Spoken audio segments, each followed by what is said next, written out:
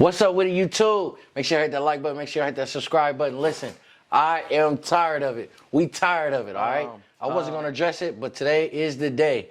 We're going to get into it. I'm going to run this intro, and then we're going to get right into it, y'all. Let's go. We gotta get this like right now. They can't be on no bull today, though, man. I go through this every time I call these. Hello. Oh, hey, how you doing? TQL, please hold. Man, what up? I knew it. I knew they was gonna be on that today. All right, y'all, we back. Appreciate y'all still staying in here. Okay, listen, I want to talk about yesterday. Yesterday was Monday, top of the week when it comes to dispatching. Usually Mondays are some of our most productive days because all of our trucks are empty. With all of our trucks being empty, it can either be difficult or it can go real smooth. A lot of the brokers are thirsty trying to get that freight out, but a lot of them have patience knowing that it's Monday and everybody wants to get it loaded and a lot of more trucks are available as opposed to Tuesday, Wednesday, Thursday. Same with Friday. Friday is usually pretty heavy as well. Now, Monday, we had about 10 trucks empty Monday. 10 trucks were empty Monday. I had somebody in Houston, Texas, Tennessee. I had a few trucks in Minnesota. I actually had another truck in Tennessee. I had someone in Boston, Massachusetts. I had someone who just started. They were coming out of Tampa, Florida. I also had someone coming out of Atlanta, Georgia. This was their first load as well. So I really want to get into what happened. We were on the load boards for 8 hours yesterday. Yesterday, Monday, we were on the load board for 8 hours. Actually, we ended up putting in a little OT because a few people after the 8 hours ended up getting booked as well. One of the first loads that hit yesterday was for one of 3 trucks that we had coming out of Minnesota. They were all in the Minneapolis area, which is usually a good area. Usually there's a lot of freight coming out of Minneapolis, Minnesota. We have 2 connections in Minneapolis, Minnesota. 3. We have 3 connections in Minneapolis, Minnesota that have dedicated lanes and freight. What are the odds all 3 of them had no loads? No loads. They had no loads. One of them had something going to California. We was not going there. That was not an option at all. We ended up having our poster truck hit. A broker called us, said, hey, I got a load. I got somebody willing to take it tomorrow for $1,600. It's 400 miles going to North Dakota. He actually called my partner because we all post our trucks in the morning. He called my partner. We operate on a Zoom scale, so we're all on the Zoom. He calls my partner. I'm hearing it. He's muting him, talking to us. He's coming back to him, so on and so forth. I told him fight for $2,000. We wanted to try to get $5 a mile. We was gonna take the $1,600, but I told him try to fight for $2,000. After fighting for $2,000, we ended up getting $1,800. That load ended up being basically paying for us to do round trip. We actually got lucky because he had another load once he got back to Minneapolis too. So we were able to book the 1 driver out of the 3 that was in Minneapolis, Minnesota, y'all. We booked the 1 driver a round trip load for a total. He got 18 for the first load, and the other load was 16. So he got him 18 going there and back. And then got him another 1,600 going there and back. What's that, 3,400? Yeah, he got him 3,400. Y'all get on me in the comments if I'm wrong. I just try to do that quick math real quick. But yeah, got him 3,400. Everything that could go wrong yesterday went wrong. Our truck that we had coming out of Houston, Texas, the owner of the company, she's actually not an owner-operator. She's the owner. She has drivers who be in and out of the truck, so on and so forth. She contacted me pretty early. I'll say about maybe... Yeah, it was pretty early, within the first hour of us booking loads. As you all know, we like to get up at 5 a.m. Pacific Standard Time and begin to book loads. She contacted us and let us know that, hey, she can't get in touch with the driver. With her not being able to get in touch with the driver, that truck quickly became unavailable, right? So we ended up not even being able to book them a load because they didn't even pick up the truck. She was due to pick up the truck. I was told the night before she would pick up the truck, get the dimensions, get all the equipment in the truck, and then hit us when she's exactly ready for the load. And at that point in time, we'll begin looking for loads. That didn't happen. That truck was quickly X'd off the list. Our other driver in Tennessee, one of 2 trucks that we had in Tennessee, he was doing his reset. So there was something going on. The way he drove that weekend, his reset was coming up, but the way he drove that weekend, he couldn't sit straight for 24 hours before his reset. So he ended up dropping that morning and then starting his reset. So his reset wasn't until the next day, which is today, Tuesday. So he was completely out of commission. It was over with. So he was X'd off the list. Now, I want to get to my guys in Minnesota. Shout out to the pickup drop-off experts. I think he was scared of the blitz, y'all. Comment now if I'm wrong, comment, but keep it real if I'm right. I think he was scared of the DOT blitz. The DOT blitz is this week, Monday through Thursday. I think he caught wind of it. I think he got scared and didn't want to get a load. He need to be compliant anyway, so hopefully that ain't the case. I hope I'm wrong. He probably gonna call me laughing and cussing me out like, listen, man, I ain't scared. I'm trying to get him back. But he ended up contacting us fairly early that day and letting us know, like, no, I take that back. With it being so iffy, we ended up contacting him and letting him know, like, hey, Minneapolis is looking kind of weird. This is like after like the 4th hour. We're letting him know, like, hey, it's looking kind of weird. You know, it's kind of early, but I need you to start kind of looking at the Amazon board so you can at least get 500 today. You know what I'm saying? We like to get them anywhere between 1,000 or more every day we're doing over the road. But I told him, I said, hey, listen, if you can get something, even if it's directional, for, you know, $2+ a mile, $3 a mile, but $4 a mile, you can round trip it. But I say anything else, you know, $2+ mile, make sure it's going to a good area that's either A, popular for Amazon or popular for over the road, and we'll pick up tomorrow. I said, we're still looking. I'm still going to give y'all my 8 hours, but just to give you a heads up, this is what's going on. He said, okay with ease. He was all right with it. And I also advised the other driver. I'm going to get back to those 2 trucks that we had left in Minneapolis, Minnesota, because we did ended up booking them something on the back end. But I want to let y'all know, you know, how that went. The truck we had in Nashville, Tennessee, which was the second truck that we had in Tennessee. Remember the other one? He was, due to compliance, he could not get a load that day. He had to do his reset, his 34-hour reset, 34-hour reset. We were able to get him something set up, 1 pick, 1 drop, same day, delivered straight through for $700. I believe it was $3 a mile, maybe a little more. I feel like it was 100 and something or 200 miles. We was able to get him a pretty good load. We were aiming to get him something on the back end as well. At the day's end, it just didn't go like that. He ended up just getting that 1 load. He was free, dropped it, and we got him another load today that was pretty good for $1,100. But he was pretty good. Even though Nashville, Tennessee was also a little weird, we were able to get him booked. Something local, something straight through going to Kentucky, but hey, it was pretty good. We had a driver, like I said, in Boston, Massachusetts. This is another driver. I think he was afraid of the blitz, y'all. I'm going to be honest. We hit him up. I damn near want to go. I got my phone right here. I damn near want to go through my messages and see exactly when I got him to load. But I know we got him a load within the first 2 to 3 hours of us being on the load board. We got him a partial. It was anywhere between, I think it was 16 feet going towards Nebraska, going towards Omaha, Nebraska, which is right on that line by Iowa. Pretty good Amazon areas. We got him a partial that was $700 short of $2 a mile. Can't remember how much it was. I just remember it was $700 short of $2 a mile, but it was a partial load to get him out of that east coming all the way back. Now, what I liked about that load that we ended up booking for him was, even though it was a partial and it was $700 short of $2 a mile, he had so much room left. He had 26 feet by 3 feet left on one entire side, and he also had 6 feet by, I believe his truck is 98 wide, so he had 6 by 98 inches on the other side, which I think is a 6 by 8 or something like that.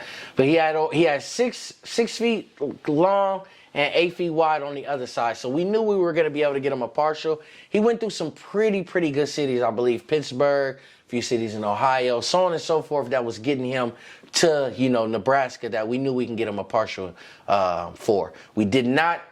That's what I want to get to, him being afraid of DOT. He literally called me like, hey, I'm taking this route to get to this pickup, and I got to go through the weigh station. I'm like, bro, go ahead and go. He's like, man, I'm just making sure, da-da-da-da. I'm like, bro, you good. As long as you paid attention to this, you paid attention to that, and, you know, give me a quick run. Because he's already had a DOT inspection anyway. That went fantastic. He got a DOT inspection on his first load. So when he's hitting me up, I'm like, listen, bro, don't be scared of DOT. Be prepared for DOT. Go through there, you be all right. He ended up having no issues, but he ended up literally, this is 3-4 hours after we booked I'm all right, I ain't gonna drag it. It was 3 hours. Still, that's a long time. It was 3 hours. I know 80 miles on the East Coast is a little iffy. We always incorporate deadhead into the per mile. But so even with the 80-mile deadhead coming out of Boston, Massachusetts to the pickup, like I said, it was $700 short of $2 a mile. It took him 3 hours to go them 80 miles. So I'm like, hey, listen, we need to get this load picked up because they closed at 3:30. He wasn't set to arrive until about, I just know he was late. But they held the load for him. He got there, he got it picked up. Everything was good. Everything was good with that truck. We ended up not being able to get him another partial that day, but we did get him another partial today. Now, we actually booked him 2 partials today. One of them was an ultra load. Those pay really good coming out of Ohio. They weren't too lenient with the pickup time, so they ended up taking us off that load. And then my team ended up booking them a load with, I believe, Echo Logistics for 200 miles, $3 a mile. So we still need another 100 plus to get him at that $2 a mile or more. But he still has literally 3 whole days. And he's coming from the East Coast, coming to the Midwest. So we feel real confident about that straight through run that we was able to book for him that day. Our next driver that we had on Monday, this is the big reason why we were on the load 8 hours. You guys, I had a mentee of mine. He got his truck from Tampa. He headed north, but they charged him an age fee. So I believe he's 21 or 22 years old. He's younger than 25. They charged him an age fee. This is the first time we've ever dealt with this. So when I called my rental account manager to get the specifics on this is what he told me. It's pretty much at the front, it's pretty much the franchise's discretion to do so, and they did so. They ended up charging him that underage fee to rent every single day. So when he called me, he's confident, he's happy as hell. He just got his truck. He's like, listen, I'm up north. He was east of Jacksonville, or he was west of Jacksonville. I think it's Tallahassee. So he was in a good area for us to go ahead and, even if he did have to deadhead here or deadhead there, I know I can get you up out of that area. Plus, you can Amazon, which I found out later he was not Amazon approved. Got on his neck about that. But, I was pretty confident in him being in North Florida that we can get him up out of there. Now, he ended up contacting me and letting me know about the age fee. I told him, I said, I'm going to be all the way honest with you from a mentor standpoint. I understand you thirsty, you ready, you active, you ready to start getting some money. I would not recommend that you go ahead and just keep on. I think you should turn the truck back in, let your mom or somebody rent it out, because it's the rental is under the trucking company, but they're charging you because you're the one picking it up. I said, either way, the driver, which is under your trucking company or your trucking company's insurance with Progressive or whoever he has insurance with, you're protected in the vehicle regardless. But don't let them smack you an overage renting fee when the rental is actually under your company, not you, not your driver, not anybody else who picks it up. After some back and forth, he said, you know what? You're right. So he went down there to get it. He had to make an appointment. So he went down there to make that appointment, get the truck, and then he was finally available. This was 9:30 a.m. Eastern time. So this was 6:30, which was 90 minutes after we had already been on the board. He was finally ready to go. One thing about Florida coming out, they have a lot of freight that comes out that's just too big for those budget trucks. He has a budget truck and he doesn't have a lift gate. So when I would see a load that was 91 or less clearance, he didn't have a lift gate to be able to, get the freight onto his truck anyway, because they didn't have a dock.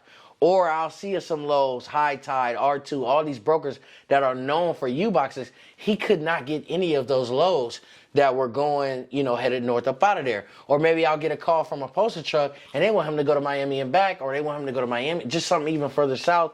And I'm like, bro, absolutely not. We're not doing that. And then even those loads that I was seeing coming out of Florida, they 50 cents a mile, $1 a mile. $1 a mile, cool. I'll piece that up with multiple parcels and get you out of there. But 50 cents a mile and all this other stuff, that won't even cover costs, especially if I can't get you nothing coming up, no matter what your route is. So what we do over here is, when we book a load, if it's a partial or even if it's a dedicated load for that truck, but he got room, we have them send us a picture of a screenshot of the route, or we'll type the route in and send it to our group chat with my team and that specific driver in it. We have a lot of different separate group chats with the different drivers in them. So we'll send it to that group chat so we know, hey, this is his route. And then we'll update our system to where we know, okay, he's not empty in Tampa anymore.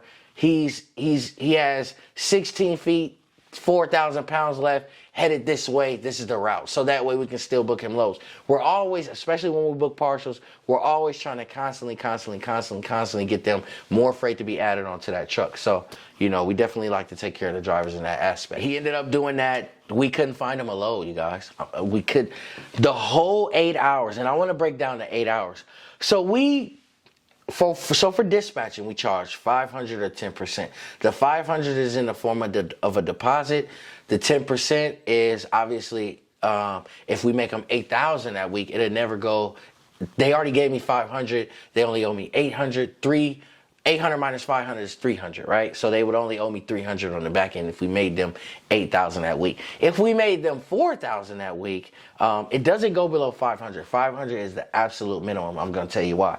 It's because we fight to book you a load. We really, really fight to book you a load, and we're really knowledgeable about where we're sending you and the type of strategic tactics that we use to get that freight put onto your truck.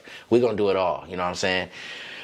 Part of that is also us being on the boards for at least 8 hours like a real job, right? At least 8 hours. I want to give you 8 hours of me looking into a screen. 8 hours of me looking right into a screen to get you that load booked. Not just me, Bree. Not just Bree.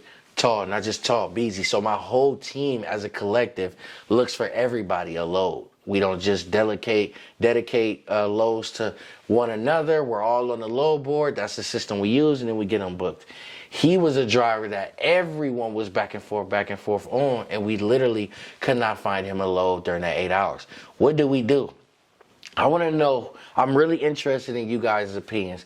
Now, for this, I only want the people that's really in the box trucking industry to comment on this. I don't really want opinions from anyone else. But if you're in this industry and you're in the truck, or your driver's been in the truck and you've been in a place like Florida, Idaho, or just some place where there's no loads, New Mexico, and you haven't gotten a load after looking for 8 hours, what do you suggest?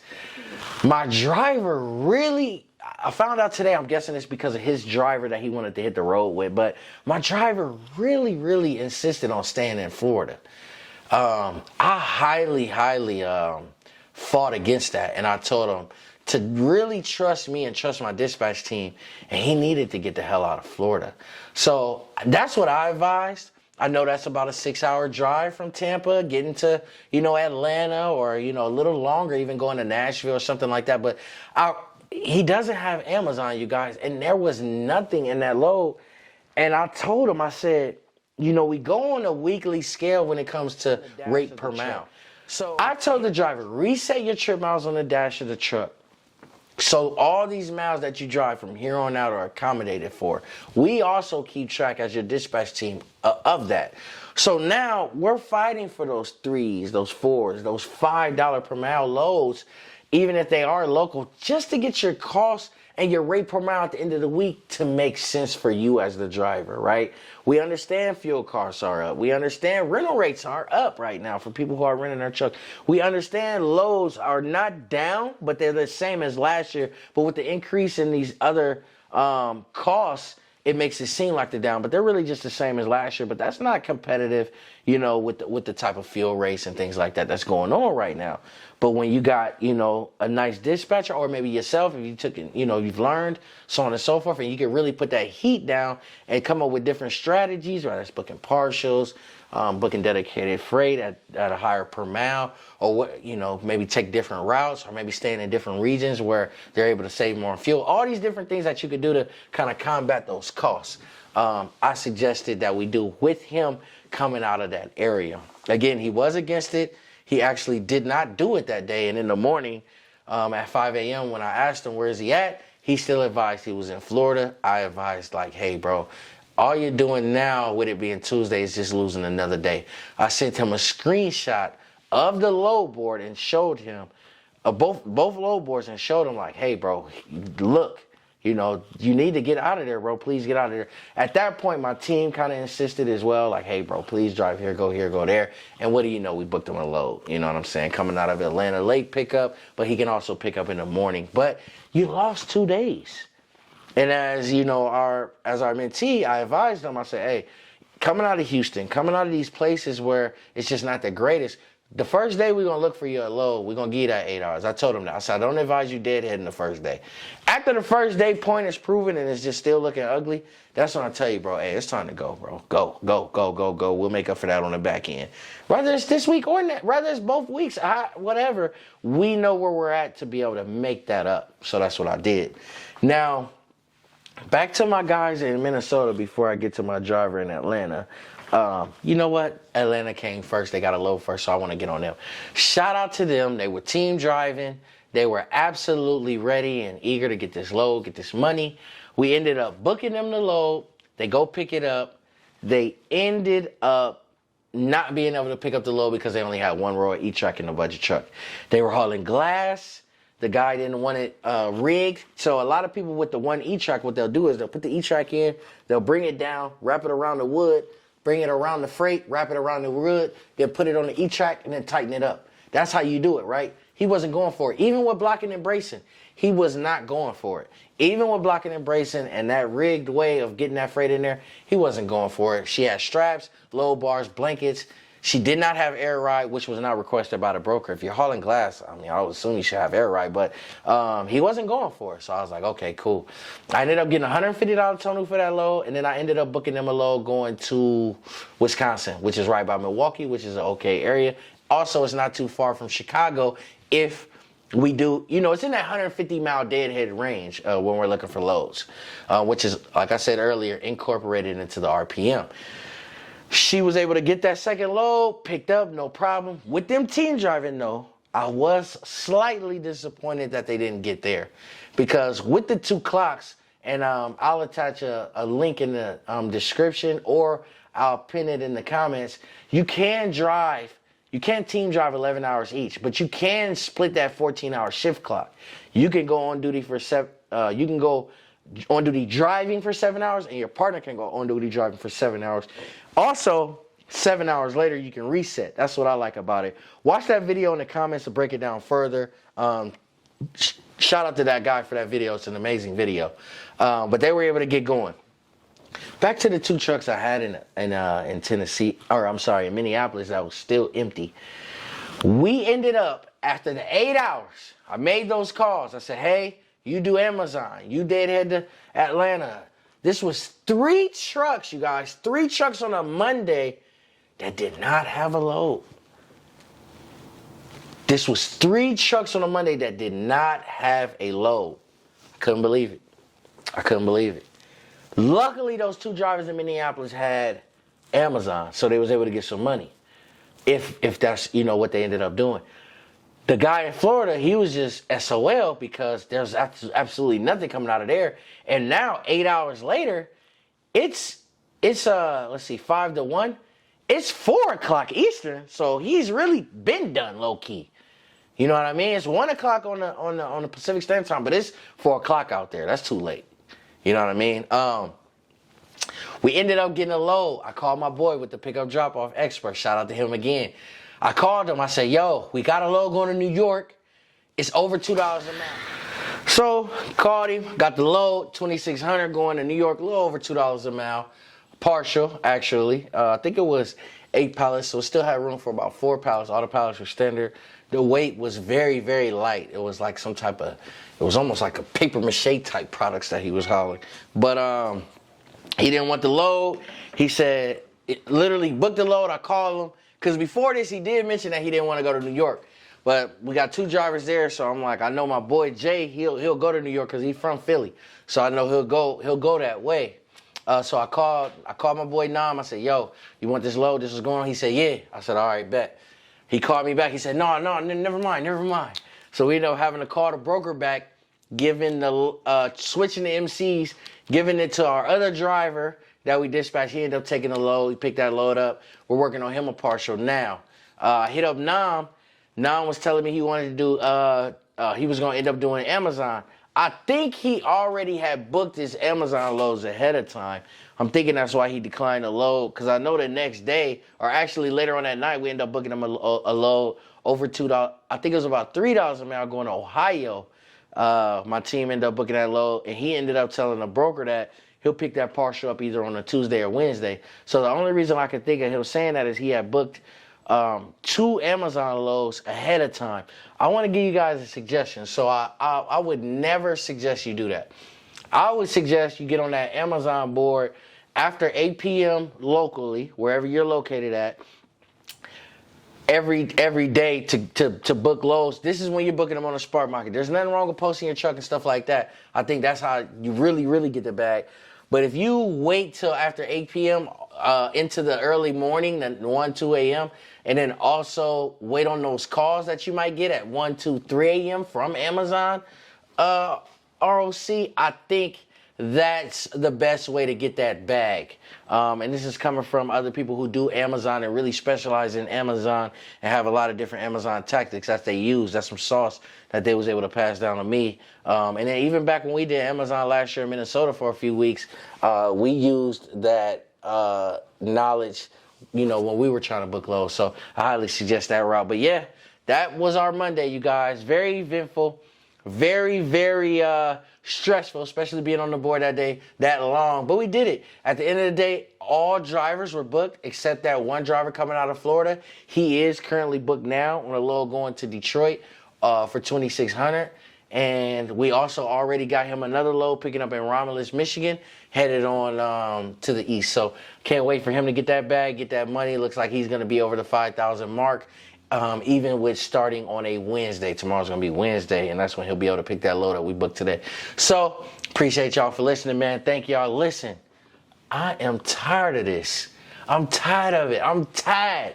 These brokers, these places, Minneapolis is supposed to be popping. I just talked about this on the live. You got to be able to hustle. You got to be able to grind. These popular places, freight is becoming less available in some of these places. Tennessee, Minneapolis, even Chicago. Well, not too much Chicago, but, Minneapolis, Nashville. These places were cities where I could always be good to get a load within that first hour. And I was hawking the boards, man. And we literally got that first one that hit off a postal truck going to North Dakota. Who wants to go there? So, of course, we were going to get that load. And then later on that day, we ended up finally booking, a load, 2 of them. But that was on some overtime type vibe. So maybe that's a tactic we can start doing, is booking loads for the next day and the next day and the next day off the spot market the day before when we're talking OTR. Again, I don't recommend that on Amazon because you're going to lose out on a lot of money. But with OTR, maybe that's something that we do. We're always trying to innovate, always trying to scale. We're always trying to look in, different things that'll get the bag for our drivers. So, hey, maybe that's one of them things. Appreciate y'all. If y'all like this content, man, like, comment, subscribe. Trucking out the box, man. We out. Peace. I'm tired. Trucking out the box. Still trucking out the box. Buck, what up? Hey, Buck, what up?